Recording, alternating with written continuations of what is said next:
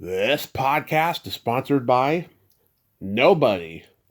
Hey dudes, welcome to Splat from the Past, the only 80s themed horror sci-fi show where things can get totally radical.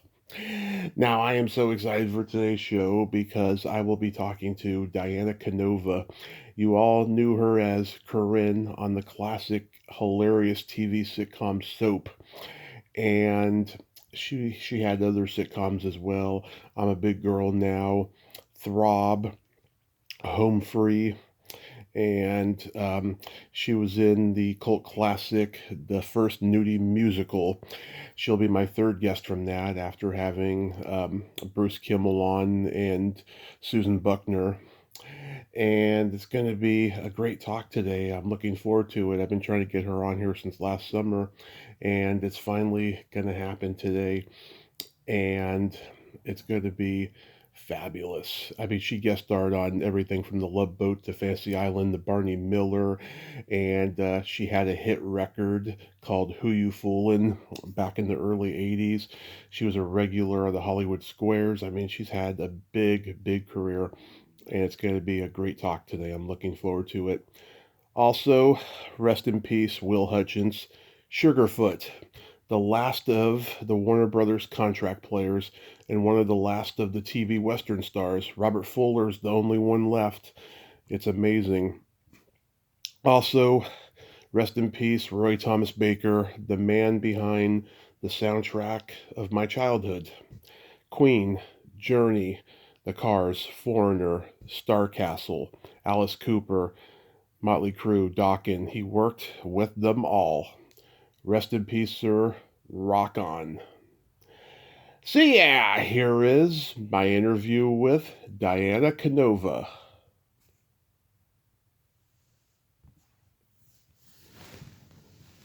Hey Diana, welcome to the show. How are you today? I'm great. How are you? I am fantastic. I can't tell you what a great honor this is. Thank you so much for finally coming on today. This is great. Oh, good. It's my pleasure. So going back in time, your parents were in show business. Your dad, Filberto Rivero, was a musician. Your mom, Judy Canova, was a singer, actress, etc. So I can imagine it was only natural that you were going to go that show business route as well. Uh, Pretty much. Yeah. I grew up around it. Yeah. And plus I loved doing it, from the time I was a little kid. So, Yeah. Did they encourage you? uh, yes. Yes. It was just, it was expected. My mom's family, everybody in her family played an instrument. Her sister and two brothers, they were an act in vaudeville. Mm-hmm. Um, my grandmother was a pianist. My dad was a musician and a television personality in Los Angeles. And so, yeah, it was just, it definitely wasn't, uh, um, I wasn't told not to. It was not discouraged. It was more encouraged. It was just because that's what we all did. Right. That's so cool that they did that. Um, I remember your mom was in the Roger Corman movie Cannonball. Oh, yeah. Yeah. Yes, she was. Yeah, I talked to a few people from that movie. It's a cult classic now. It's not funny. Yeah, yeah. Yeah. I mean, the rest of her career was doing her cornpone, funny hillbilly movies. Hmm. Now, that's what she was mostly known for. Plus, her radio show. Right. So did you get involved in school plays and community theater and all that? I never did community theater. I did plays all through high school. My first, because I was a singer, always a soprano, so I was always in choir. And when I was about 16, Hollywood High was involved in doing a drama festival for the Southland, and it was a Shakespeare festival, and I was asked to replace replace somebody, they were doing a 10-minute version of King Lear. And and so they said, let's try Diana. And so I played Cordelia, and from the moment I said, "Oh, my dear father," from that moment on, I was completely hooked. And Shakespeare really got me hooked, even though I was around, a show business family. But that was the first time I really had ever acted, and I was 16. And then from that point on, I did all the plays in high school, and then I went on to study musical theater at City College, because they had an incredible acting program, and a lot of great people had come out of that program. I just found out that Morgan Freeman and I had the same acting teacher. Wow. I know. I was like, what? And so from the time I was 16 on, I was always doing something theatrical. That had to have been some version, a 10-minute King Lear. Let me tell you.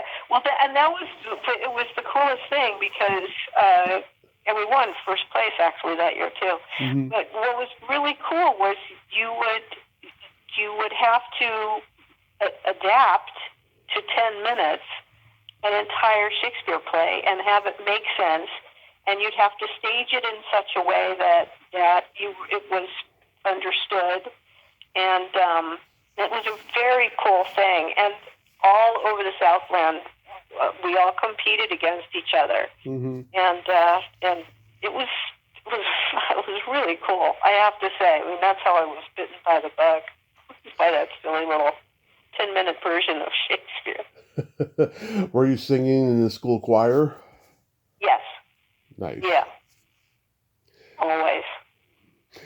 So when you were at Hollywood High or even Los Angeles City College, did you have any classmates that we would know?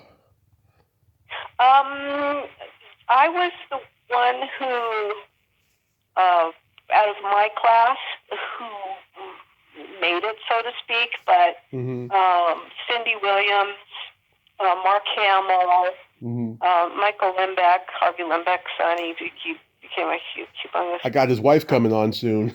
Oh, really? Yeah. Oh, my God. That's hilarious. So let's see. Who else? And everybody had gone through that program. Paul Winfield, Donna Reed, Alexis Smith, Morgan Freeman. And I was really good friends with Cindy. Yeah. So, just the whole, and they were right before me. Yeah, I was scheduled to have Cindy on at the time of her death. I was so devastated I didn't get to talk with her. I was always a huge fan. She was the best. You would have loved her. She was so funny. My God. She was a great, great girl. Yeah, and now we just lost Lynn. That was devastating. Oh, horrible. Horrible. I was just going to say, and I couldn't believe that Lynn passed away, because, we're fast Facebook friends, and she's one of the funniest women on the planet. Yeah. That was and they were absolute best buds, and it just crushed Lynn when Cindy passed, and so we're all hoping that, maybe they're up there somewhere doing their thing. Yeah. Yeah, my birthday is 6 days after yours. I'm June 6th. Oh, happy almost birthday. Yeah. Gemini, yep. So the first pilot you did was the Bellinis? Yeah. Yeah, I didn't think... anything stand out about that? Well, yeah, this was... Yeah, because it was the first pilot I ever did, and Carmine Caridi played my dad, and Lenny Montana, who was Luca Brasi. Oh, yeah. The Godfather, and Al Ruddy, who had produced The Godfather. They were the producers of the show. So I was hanging out with Luca Brasi, which was kind of a trip, and Carmine had been. He actually was the original Sonny Corleone, and then and he was given that role, and then I guess Francis.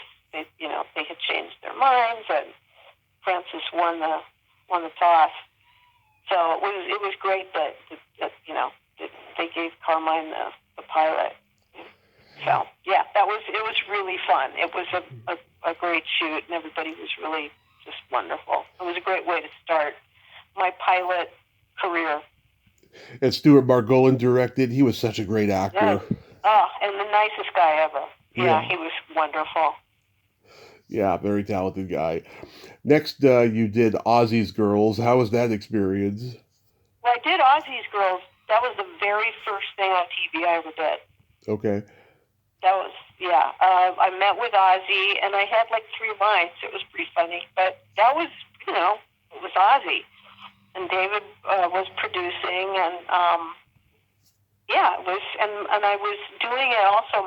One of my best friends from college, Kathleen Haitala, the 2 of us got to do it together. We were both cast at the same time, so it was crazy. But that was the very first gig I ever had on TV. I heard Harriet had a real mouth on her. Did she? I never met her. Oh, okay. Yeah, she was not. She never came to the set when we were doing that episode. Okay. Yeah, that she loved telling dirty jokes to the guys and never held back. That's what I heard from other people. Good for her. Yeah. I know it's so crazy to think about now, but yeah. I remember when you were on Happy Days, you and Richie Cunningham get car trouble going to the costume party. Did you get did you get that role for the height thing? Because you were a little bit taller than Ron Howard? No. All that was fabricated. That's why they made me the Statue of Liberty. Mm-hmm. Excuse me, because they put me in 6-inch heels. Yeah. Because Ronnie and I are actually, Ronnie's maybe, I think he's 5'9" or 5'10", and I'm 5'8". So I was a lot taller than Henry, but no, I got it. I just because I was lucky, and who knows why anybody casts anybody, but I just know that I was incredibly lucky. That was my first guest starring role. Yeah, it was one of the few episodes of the early years that Jerry Paris didn't direct. It was Peter Baldwin. That's right. Another great guy. Yeah, Fonzie rolls up on his motorcycle and he's got a dumb blonde on the back, and he's like, hey, you go to a party with silver shells and cockle bells. Oh my God! Yeah, we shot that like in the middle of the night in Griffith Park. Mm-hmm. Yeah, I remember freezing my butt off. But and then just side note, Ronnie is the best. I mean, he's such a great guy. The whole cast, they were all so wonderful, and I had the best time. But Henry is one of the most generous of heart people I've ever met. He's really kind and open-hearted, and even then, I remember taking my boyfriend came to the set. I was in college, and he wanted to be an actor, and so I introduced him to Henry, and Henry was, helpful and supportive, and I'll never forget that. He's a great guy. Yeah. And then I love the 2 episodes you did of Chico and the Man. The van episode is hilarious, especially that ending when all 3 of you pop up in the van and Scatman's like, "Hey, we're just watching TV." Another, I can't, now that I'm going to become a bit of a broken record, because everybody because you're going through my past, right? Mm-hmm. Everybody I worked with was wonderful. I mean, that's how great to guest starring with Freddie, and I dated Freddie for a while. During that whole period. Yeah. And that was really fun. He was such a brilliant guy, and that was heartbreaking what happened to him. But Scatman was wonderful, and Jack Alberts. Just everybody was wonderful. I can't believe it when I think back on the people I got to work with, like Tony Randall and Jack Klugman, and the list goes on and on and on. Yeah. And there was never a pooper in the bunch. Yeah. Yeah, that was such a tragedy. I mean, he was one of the youngest guys to ever make his debut on the Tonight Show, and he just had so much ahead of him. It was just, Oh, it's tragic, horrible, it's absolutely horrible. one of those great comedy tragedies. Yeah.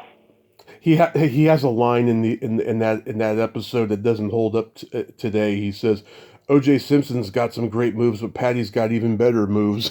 Oh my God, you're not kidding. That was definitely not. Yeah, did you know that the show was originally conceived as a Cheech and Chong show? No, I did not know that. Yeah, like James Kovac wanted them for the show and stuff, but they didn't want to do a TV show. They wanted to start doing movies, so I think it worked out for the better because I don't think anybody wants to see a watered down Cheech and Chong. No, and it was Freddie's moment. Yeah, it worked out for the best. Yeah. So I've talked to Bruce about the First Nudie Musical. This was such a bold movie during that era of O Calcutta and the post-Vietnam irreverent subversion that was going on in comedy. Like, what did you think of the script when you got it? Well, I was so used to Bruce's humor, from City College, because he was part of that gang too. Mm-hmm. And that, everything he did made me laugh. Yeah. And also it was a bunch of college pals getting together and making a movie, for no money. Yeah. And it was ridiculous.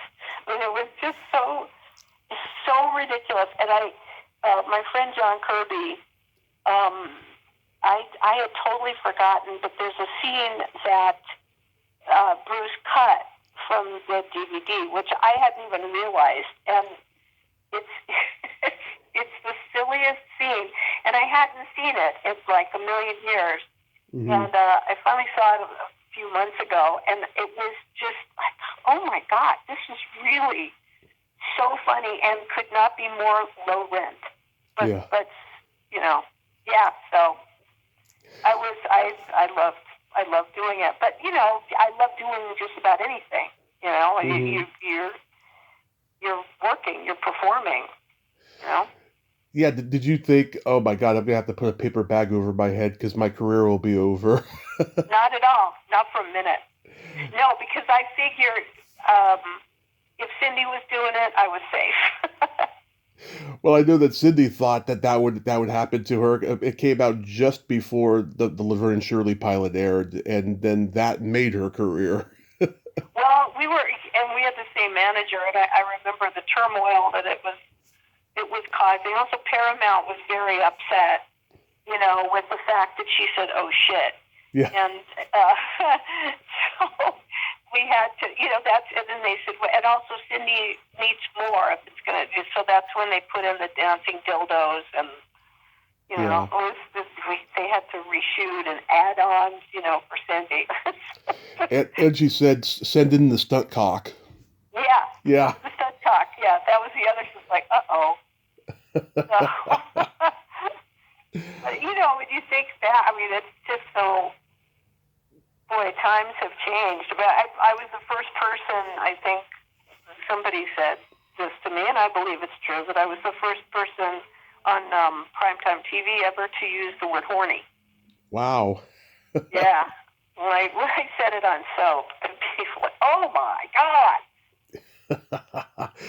Your line is great when you're like, Riff, you've seen West Side Story too many times. that was a blast, just to play that silly character. And then I had done it Bruce had written a musical called Feast that we did, and he wrote that character for me, Juanita, and I sang a song called "I Love Fruit," and that's where Juanita came from when we did the movie. Silly. Leslie Ackerman, she was great. Yeah. Well, everybody was. Everybody. Yeah. And that ending is so sweet and also unexpected when Bruce and Cindy fall in love at the end there. And they were always best friends. Yeah, And always. yeah, that was just tough on all of us, you know. Hmm. What did your parents think of the movie? My dad was not alive, which was probably a good thing. Okay. My mom was shocked. Hmm. She was not thrilled with Corinne Tate either. So, Yeah. it's funny because she was pretty provincial, and she said after she hadn't seen any of the tapings of Soap yet, and she said, "Are you the one that marries the priest?" I said, "Yep, sure, that's hot." So, Yeah. she was not happy. Your mom was Italian, right? Italian, Spanish, Yeah. yeah. My mom's Italian. Yeah, I get that from her too. I mean, there's one part of her that's body and not easily offended, and then one part of her that has the Italian Catholic guilt of shame. You know? Yeah, isn't that funny? I mean, and my mom was in show business from the time she was 13, so I don't know where, wait a minute. Yeah. I guess she never thought in her wildest dreams that entertainment would reach that level, in the mainstream. Oh, no, no, no. Yeah. Don't think A, so. a lot of them didn't in those days, when the new Hollywood was coming, like everyone was like how they are today, with the cultural appropriation and woke and all that stuff. Well, I think back in those days, too, with comics, you worked blue, Hmm. but you worked blue in the clubs. Right. You would never, The late night show. exactly, it would have to be very, very late night.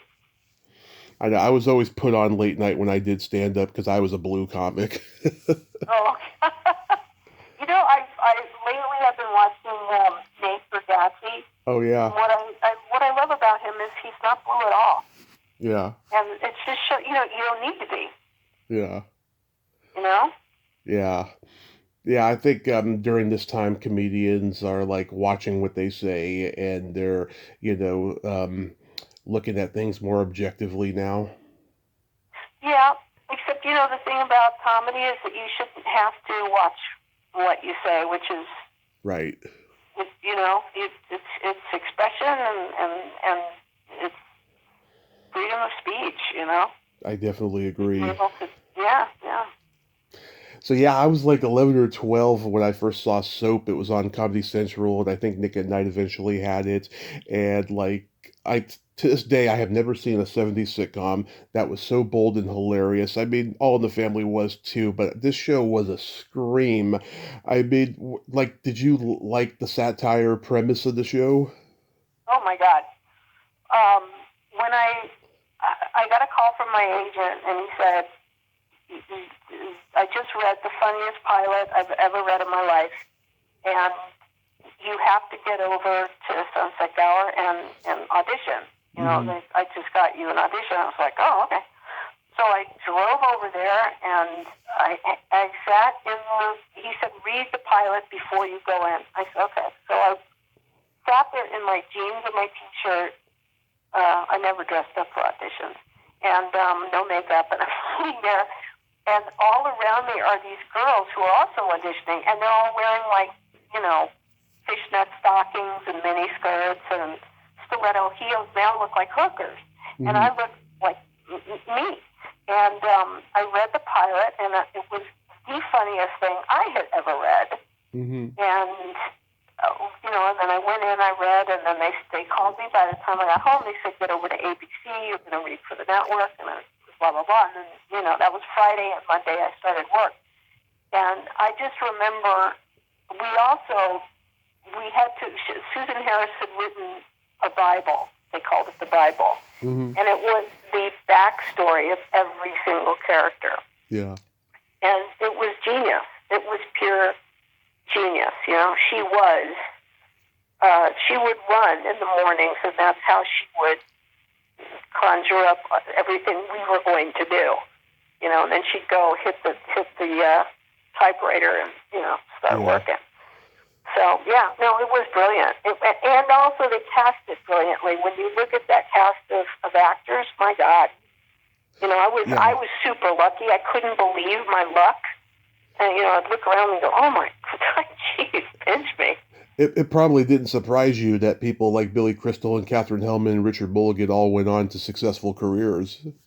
Yeah, no, everybody from that show. I mean, I went on to have an okay career, in television, but also so did Ted, and Billy became, Billy, and Catherine and Richard he was just sublime. It was really, I was incredibly fortunate to work with that caliber of people.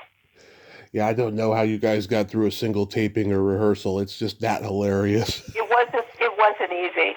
I mean, there were times when we did. Sometimes it was a one-take deal, which was very cool. But I remember when we were doing the court scene, and we were there till probably 1:30 in the morning, and we were laughing so hard that we couldn't get through a take because somebody would do something, because there were so many of us, and that happened a couple of times where it was we couldn't do it. So they cut, and we try again. But yeah, can you imagine? I mean, Yeah. Oh my God, it was really, really fun. Yeah, Billy Crystal created his Mr. Saturday Night character from this show, from the episode where Jody has he has a dream of what he's going to be like when he's old. He says that's where Mr. Saturday Night came from, just the way he played the old Jody in that episode. Yeah. Yeah. No, he was. You just knew. That everybody just felt like, wow, we are doing something incredibly special with very special people. Yeah, last summer I talked to Marla Pennington, and recently I talked to Sal, and God, what a character he is. Oh my, isn't he something? Yeah. God, he is a character, and a great guy. He is, yeah. I like it when you confess in the booth and he knows it's you. He's like, Corinne? And that was a one take. Mm-hmm. We did that in front of the audience, and they said, okay, moving on. Like, whoa. That was great. No pickups on that one. Yeah. Yeah, so like, was that show taped at Paramount? Because I know it wasn't a Paramount show, but was it taped at Paramount? What, soap? Yeah. No. We were at, we kind of moved around a bit. Mm-hmm. We were at Sunset Gower for a couple of seasons. We were at ABC a couple of seasons. So, yeah, we moved around. Yeah, like all the Columbia shows were at Sunset Gower. Yeah. We were never. I did Happy Days at Paramount. Right. But yeah, that was. I love the family picture at the beginning. That's still my dad's favorite part of the show. Just everyone's posing for the picture, and then they start strangling each other and fighting. Yeah, that's right. That is such brilliance. Such brilliance. You did one of the first pilots of the Love Boat, and I'm talking about the one where you and Christy McNichol are sisters. Right? Yeah, that was the pilot. That was the first one. That was when, before Gavin came on, it was Quinn Rediker. Mm-hmm. And, I can't remember her name, Diane, that Lauren Tweed replaced. But otherwise, it was Fred and Ted and Bernie. Mm-hmm. And, yeah, it was the original. And we went down to Acapulco. So that was fun. I mean, what a great gig that was. A pilot on a cruise. I got to meet Christy a month before the pandemic started at a convention. She is, to this day, one of the best celebrity encounters I've ever met. She is so sweet. Oh, she is. She's a really great kid. Great kid. Yeah. And I love how she's hitting on every adult man on the ship. And she says to Gopher, if you and I were the same age, would you play doctor with me? Because nobody's ever played doctor with me. Oh my God. Yeah. And Doc hits on you. He says, did you know the ocean is full of sardines? You're like, I hate sardines. I can't believe you know this dialogue. Oh yeah, I've seen it. What a great guy. I've seen it a couple times. I saw it. The E Network back in the '90s used to rerun the Love Boat, and they showed that one. And then I saw it again recently on YouTube, and I was just like, I knew all the lines coming and didn't even realize it because I remember watching it when I was 13 years old or however old I was. Oh my God! How many years did that show run? I don't even remember. It ran probably 10 years. Wow. Yeah. It's funny. It was a fluff show, but it was so like I don't know, there's something about it. It was just so charming. Yeah, it was charming, and it was a nice way to see people. It was a really fun gig because, and also I would do 3 weeks on soap, and then I would either get offered that or Fantasy Island, and those were really fun jobs because you got to work with all sorts of different people. Right. Yeah, was Ken Berry the Captain Stubing in this? No, it was Quinn and Redeker. Oh, okay. Yeah, and Candy Azara's in the pilot. She's great. Oh, the best.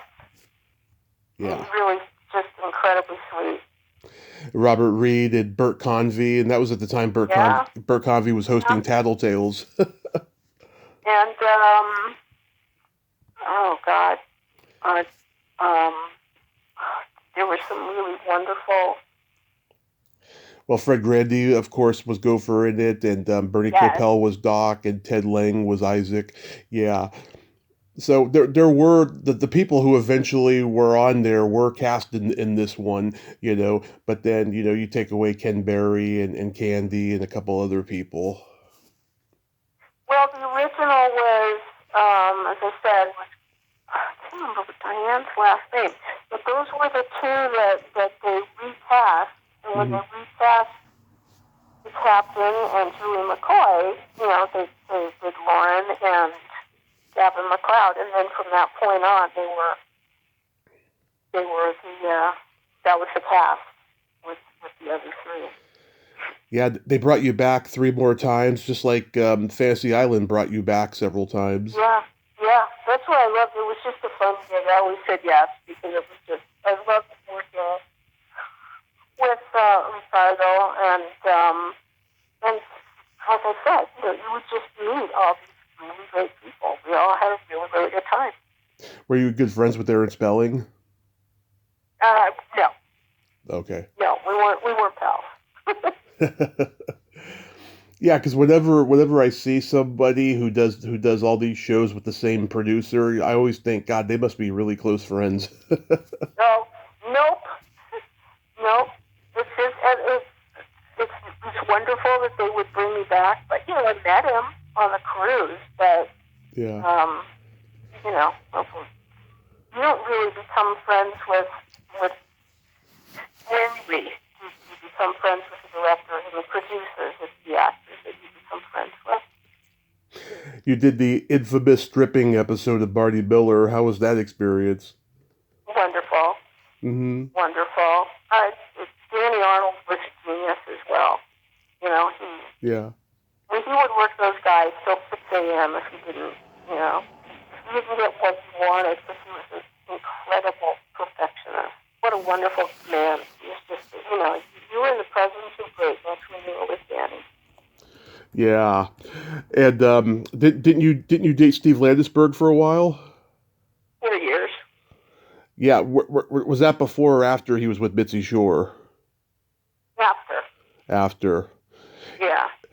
So did you hang out at the Comedy Store a lot? All the time. Yeah. I mean, God, at that time, it was such, it's always been a dark and crazy place, but at that time, when whatchamacall, the place next door, LeBeau's became the main room.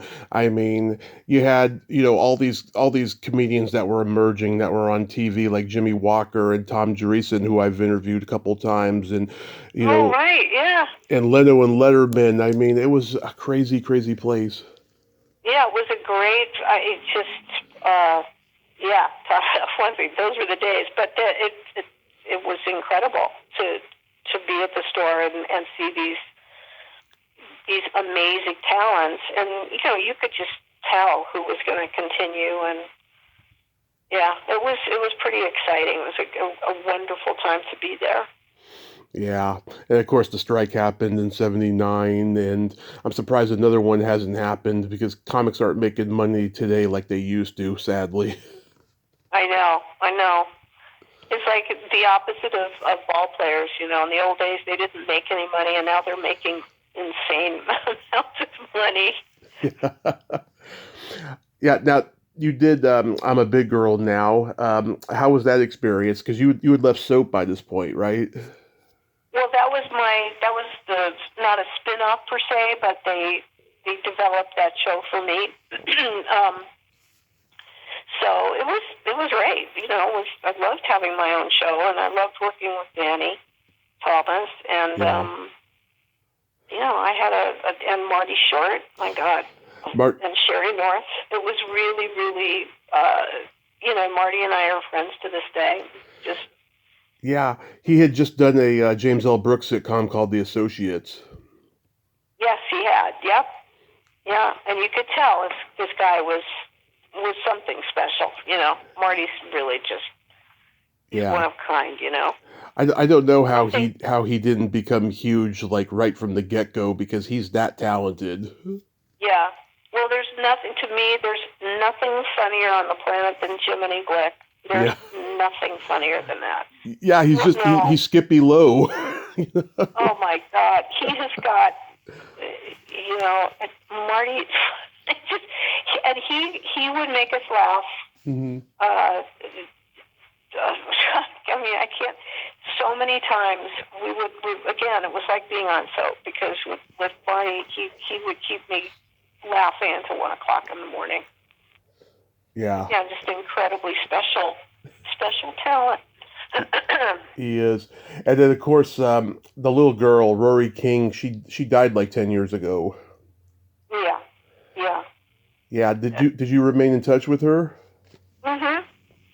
Yeah. Yep.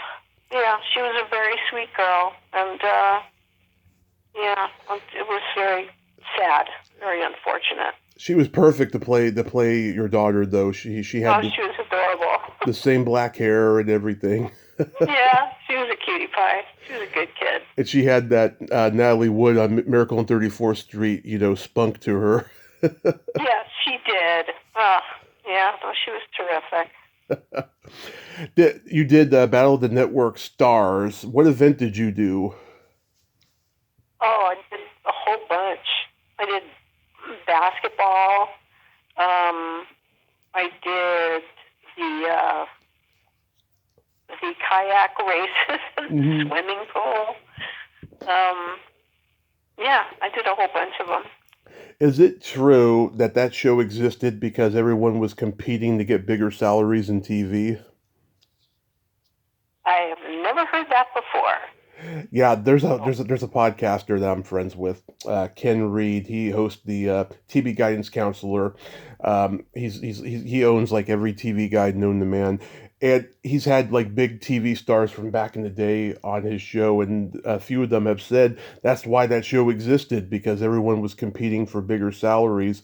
The moment that Alan Alda started making bank on MASH, everyone wanted that that type of money. Well, actually, it really wasn't until Ted Danson started making the money he was making and the hours that he wanted to work. Yeah. For Cheers, and that was when things started to turn around, actually. Well, because guys like Alda and Danson and Michael J. Fox and James Gardner and Tom Selleck, they were all doing big movies during their hiatuses, So it's like the TV salary had to compete with the movie salary. And that was at a time when you couldn't even be a movie or a TV actor. You had to choose one or the other, but they got lucky. They had good agents. Well, it was always easier for guys than it was for women anyway. Right. Like, I always thought that Carol Burnett should have been a movie star, and she did do movies, but I just don't think that they showcased her in a good way, that they could have. She did a couple of Robert Altman movies that were pretty good, but like, as far as like, Goldie Hawn level of stardom in movies, I think that she could have been one, but wasn't, unfortunately. Yeah, but she was so known for her series. Yeah. And it was just her being her. It wasn't like she was playing a character. She did sketch comedy, but she was an icon. And to me, I don't think that they could have come up with films that could match the kind of work that she did on her show anyway. To me, she was just at the very top. Because I think that heap. I think she could have done drama very well, Oh, she's absolutely, but I don't think unless she really wanted to, I don't think she needed to. Right. Did you have fun doing the Hollywood Squares? Always. Yeah, I saw one on YouTube. Always. It was you, Linda Lavin, Tony Randall, Billy Carter, Paul Lynde, Diane Carroll, Harvey Korman, George Gobel, and Jill St. John. Oh, well, yep, that was it. Yeah, imagine getting people with names like those in a room today. God, the amount of egos it would take to get big name people on a game show like that. Oh, I know. I love doing squares because you would do it with like such a potpourri of incredible people. Joan Rivers and Paul Lynde he was the best. Oh my God. Yeah. Great guy. The master of risque humor. Yeah. But, I remember being on with Jerry Stiller and Ann Mira and Diane Carroll. I mean, it was just, and Jimmy Walker. It was a blast. It really was a blast. Yeah. Peter Marshall was wonderful. He was just a wonderful man. Yeah, I can't believe how long he lived. I mean, he almost made it to 100. I know. Oh my God. Yeah, he was a good guy from what I've been told. Yeah, no, he was super. He was really, really kind and funny, and yeah, he was just a good guy. Do you remember doing the short-lived sketch comedy show Big City Comedy? Oh, of course. Yeah, there's 3 episodes on YouTube, but none with yours. I was disappointed that I couldn't find yours. But like, yeah, Billy Crystal, Martin Mull, McLean Stevenson was in these episodes. I was like, wow, I didn't even know this show existed because I love John Candy. He was one of my heroes growing up. Really the best. Oh God, I love John. That was another horrific loss because he was brilliantly talented and kind, and again, one of those really big-hearted, wonderful guys, Yeah. And that was, I was so privileged. I was so honored that I got to do some sketches with him. It was terrific. Yeah, any sketches that stand out? Well, it was just whatever I did with him. It's been a very long time, Tommy. I know. But yeah, I think we did like a Siskel and Ebert sketch, the 2 of us, and it was just he was playing Roger Ebert, and he was hilarious. Oh yeah, I saw one of those sketches in the ones that I did see. He's just like constantly eating popcorn and being critical. Yes, it was a really hilarious hairdo. Yeah, oh, so funny. Yeah, I saw one sketch where he's Orson Welles and Billy Crystal's a young autograph hound that won't leave him alone while he's eating dinner in a restaurant. That's funny. It was hilarious. Oh my God. How did you come to record Who You Foolin'? I had a record deal with 20th, and I was writing at the time, and I was working with a producer, and so I got this record deal, and it was just a singles deal, and that's how it happened. Yeah, because you went on American Bandstand and sang it. Did the song get airplay? Did it become a top 40 hit? Not at all. Oh, No, it didn't. And at that time, because I was doing television, it was very difficult to cross over. yeah. At that point, you were either one or the other. So even though I was a singer and a musician, and I was recording and stuff, I went on to do Broadway, and that was all around the same time. But to be a recording artist was one thing, and to be an actress was it had to be kept separate back in those days. I know John Travolta tried it. He sang on American Bandstand too, with that big head of hair that he had at that time. And then there's people who got lucky, like Rick Springfield. Mm-hmm. But he was already, recording artist. Right. So usually, if you were a recording artist first, then you had a better chance, of crossing over into another arena, so to speak. It was a good song, though. It had like a Foreigner guitar lick, and it was kind of disco-y. Yeah. Well, thanks. Yeah. How was the Throb experience? Amazing.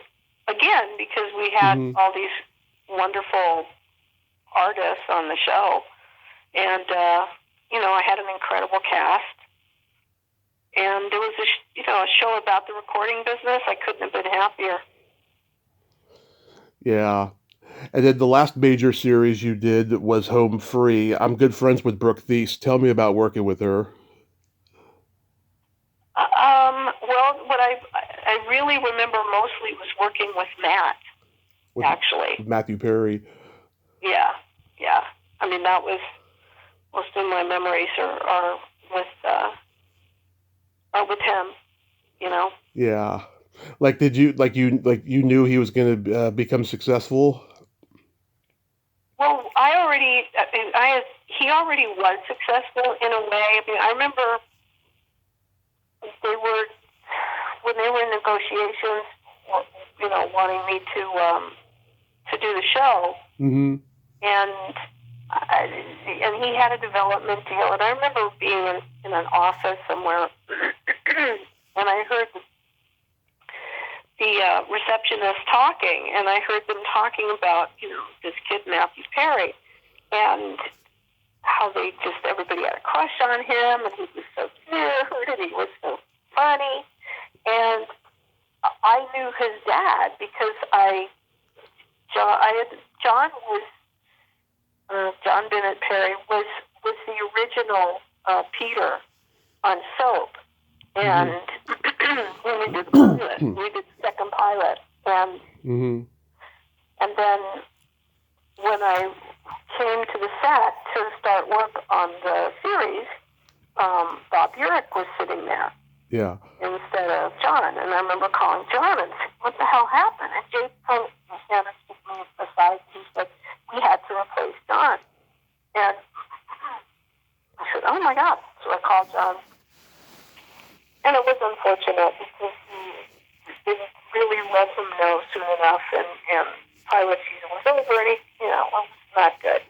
And I remember him saying, I've got an 8-year-old son who's in Canada, and this is, and it turned out he was talking about math. So when I got the opportunity to work with him, it was so cool because I know his dad, and I just knew that Matthew was going to be something, and I knew we both knew it wasn't going to be with Hopefully. Mm-hmm. It really wasn't a great fit for him, and he had a lot more to give, and I'm so thrilled when he got Friends because then, that was where he should be. I just didn't know the toll it would take on him. Yeah. And Marion Mercer, we have to acknowledge because she was so damn talented. Oh my God!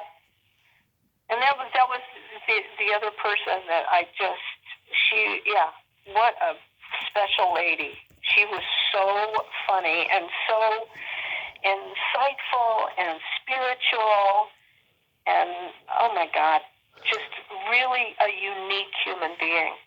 Yeah, I loved her on It's a Living. The way that she would show no heart and then show heart and then pull the rug out from the audience by not showing heart again was so hilarious. Yeah, no, she was a master, and also Mary Hartman. Yeah, You know, she was brilliant. I was thrilled. I mean, it was, I was so lucky, and unfortunately, Home Free really, we did like 13 episodes, and it didn't make it, and it's a shame because the cast was great, and she was just, oh my God, what a funny woman. Oh. Very funny. Yeah, yeah. So, what made you leave Hollywood for Connecticut? I always wanted to live in a place that had seasons, basically. Yeah. I just wanted a different place. And then once I was married and once I had kids, I was like, yeah, this is where I want to be. And I've got one son he was born in Manhattan, and he's a totally urban guy, and he lives in Brooklyn, and he would no more live in Connecticut than forget it. And Yeah. my younger son, who was born in Danbury, Connecticut, is a Connecticut guy. So it all makes sense. Yeah. So, let me ask you: as a teacher, do you get satisfaction teaching that you don't get when you're actually acting? Yes. Yeah. Yeah. And I've been teaching voice for, like half a century. I just always taught singing. And then I love directing. It's a great way of expression for me, and I don't have to worry about learning lines myself. Mm-hmm. And I loved, when I was doing theater, I loved it. I absolutely loved it.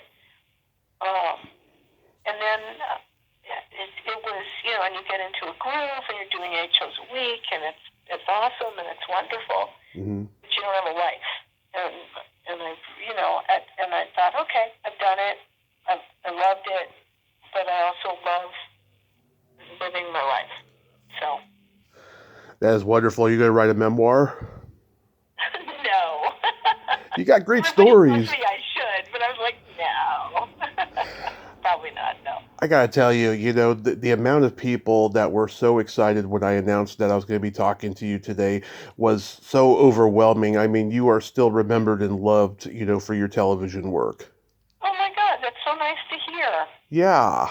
I mean, at least consider writing a memoir, I mean, you don't have to do it right away, but just, put it in like, the plan bank. I'll put it on the back burner. I mean, I'm sure in this age of streaming, you got to be glad that you got to be part of the last wave of classic TV. Absolutely. Oh no, yes, you're absolutely right. I was lucky, and I love that. I had the opportunities that I had, and I worked with the people that I worked with, and back in those days, it was a lot easier. It was all a lot easier. I think now it's I watched the business change, and I thought, wow, how lucky was I? Exactly. I got a joke for you. Okay. What do you call a boy that doesn't masturbate? Oh my God. I don't know, Tommy. What do you call a boy who doesn't masturbate? A liar. Oh my God. Cha-ching, I'll be here all night. Oh my God. Diana, thank you so much for coming on today. This has just been a tremendous honor. You are such a great lady. Thank you. Thank you. And I'm just going to, work on that joke for a while. Yeah. And you take care, Tommy. Yes, you have a great day. Be safe. Okay, kiddo. Bye. Okay, bye-bye. Well, there you have it. Diana Canova, Ain't she a sweetheart? Oh my God. I loved every moment of that conversation. And the fact that I made her laugh and probably shocked her as well with that joke is just hilarious. And I'm so glad that we got to talk today. She was just so personable and friendly. I enjoyed literally every minute of that conversation. And like I said, the response on Facebook was just overwhelming. I mean, she is loved by people, very loved. Well, until next time, this is Tommy Throwback Kovac saying, "There's no shame in living in the past because the present sucks." Later, dudes.